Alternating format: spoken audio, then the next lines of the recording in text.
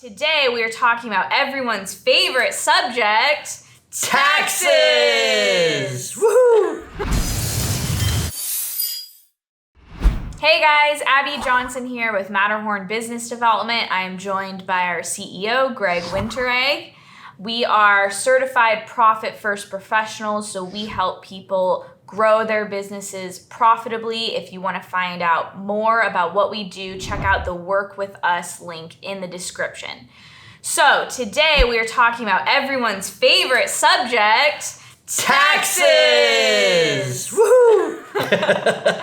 And specifically, a little bit about tax planning and why getting a small refund is actually a good thing. It's actually desirable. Yeah. Now, why is that? Why is that? I love if I get like a big 4-figure chunk every April and I get to go $1,400. Woo! I get to go buy a new TV or, blow it on something. So why is it better to get a smaller amount?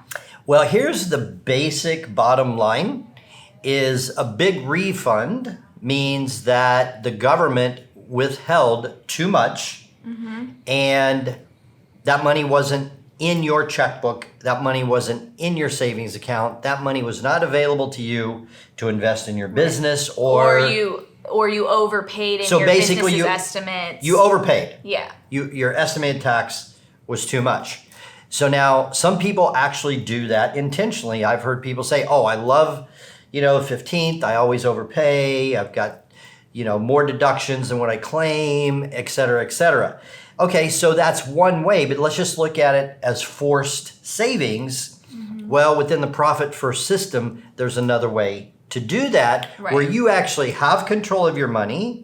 It's sitting in an account. An interest-bearing interest-yielding account. And then you're not the effect of, okay, the government owes you $1,400 and you're sitting there and you're waiting for them to send it to you. Oh, wow, we're sorry, there was a government shutdown. And it's just kind of out of your control. Right. So how would someone do that within the realm of the profit first system and have better control of their money? Right. So in terms of business taxes with profit first, you have a separate tax account and across the board, no matter what your revenue is, it's advised in the profit first world to be setting aside 15% set aside for taxes.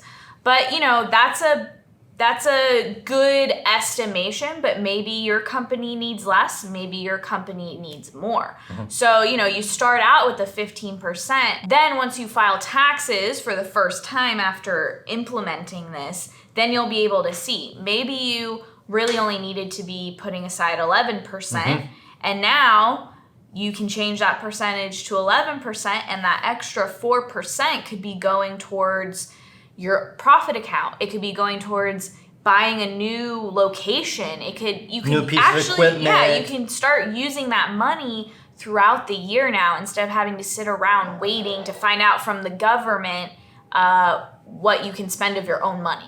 So if you haven't seen any of the other profit first videos, basically what we're talking about is the money comes in to an income account and then you have a separate tax account. And whatever that gross deposit is, let's say it's $10,000, $1,500 immediately gets set aside into the tax account. And so then you have quarterly estimates, and that money then is transferred into a checking account and you pay your quarterly estimates. Right. And then that money continues to accumulate. And so Abby's point is at the end of a year of following it up, maybe it's only 11%. So now your tax account only gets 11% and the other 4% can go into profit. You can give yourself a raise. You can put it into an account for new equipment or expansion or something like that. Right. And then I don't have the exact information on this, but I did hear that there's a new W-4 for 2020. So as an employee, if this is regarding your personal finances or if some of your personal taxes are paid through W-2 pay as a business owner, they're now trying to adjust things for this because they don't want to give you a refund. They want to be taking the right amount out through the year. So also take a look at your personal paycheck and that way you have more money, even if it's $20 a week. Now you have that $20 a week to actually spend on your family rather than waiting a year to get that money back. So start looking at it. I know it feels good to get that big chunk of change, But the other thing with Profit First is you're going to be getting quarterly bonuses. You're going to get quarterly profit shares.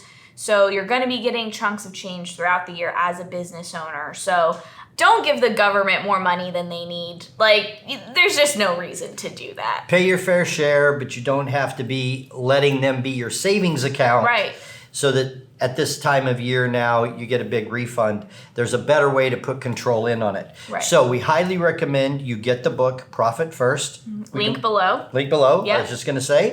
Link below. And also then just start to implement it. It's a very, very simple system. And we are Profit First professionals. If you need any help, then you can go to our Work With Us link that's also down below. Right, and you'll see there that we offer free instant assessments where you talk to one or both of us and we just give a quick cursory overview of your business in terms of the Profit First world and how you're doing and kind of show you the potential of where Profit First could take you. So if you're interested in that, click below and we will see you next time.